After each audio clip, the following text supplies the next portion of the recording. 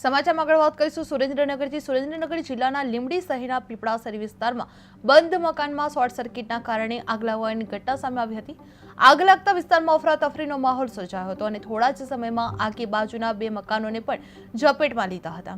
સ્થાનિક રહીશો તાત્કાલિક પાણી નાખી આગ પર કાબુ મેળવવાનો પ્રયાસ હાથ ધરવામાં આવ્યો હતો, જે ફાયર બ્રિગેડને જાણ કરવા છતાં નગરપાલિકાનો ફાયર વિભાગ અડધો કલાક સુધી ઘટનાસ્થળ પર પહોંચી શક્યો ન હતો, જેના કારણે લોકોને ભારે મુશ્કેલીનો સામનો કરવો પડ્યો હતો। બાદમાં ફાયર ટીમ પહોંચતા પાણી છાંટી આગને કાબૂમાં લેવામાં આવી હતી, જે લીંબડી પીપળાસરીમાં આગનો બનાવ બન્યો હતો, જે શોર્ટ સર્કિટથી બંધ મકાનમાં આગ ભભૂકી ઉઠી હતી, જે આગે બે મકાનોને ઝપેટમાં લીધા હતા। સ્થાનિકોએ પાણીથી આગ કાબૂમાં મેળવી હતી।